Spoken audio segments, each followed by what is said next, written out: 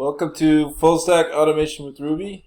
In the last 11b video, we took a look at monitor API test performance with Slack notifications, and we added the get info for that. And while I was making that video, I jumped into a tool called Rails Console to check some data in the database. So I just want to do a quick video here on that and how we can get into Rails Console for our standard localhost database, and also SSH in with bin bash into the Docker container database, which has its own slice of data, and they don't share and mix up data. So Rails Console is a command line program for interacting with Rails applications. Has the power of Ruby and the Rails.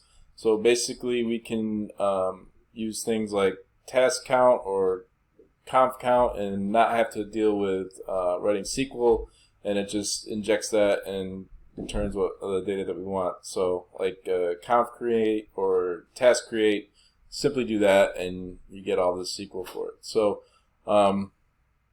very powerful tool, and one of the reasons why I enjoy Rails and Ruby. So let's take a quick look at the Dockerfile that creates the blueprint that creates our containers.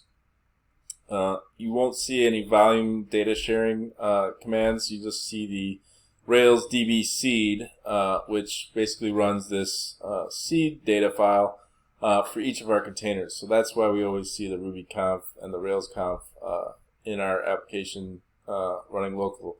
So let's just get a look at that quick. I'll start up Rails server and localhost 3000.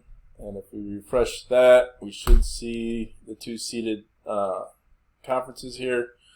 And if we go to a new window, port 3044, where I'll spin up a Docker container, we should see different data there. So I'm going to leave this server running and just quickly make sure in Rails console, you can just type Rails C as well.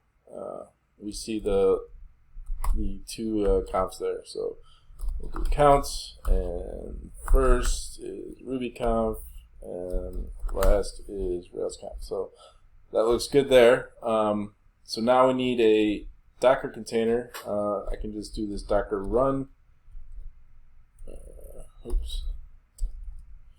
And I'll just do detach, so we can use this window still, and we'll point to port 3044, and we'll use our image here, fsar image. So run that, and now we should have that container running at 3044. A refresh here should show us the two seeded data files from our seed file and our Dockerfile command.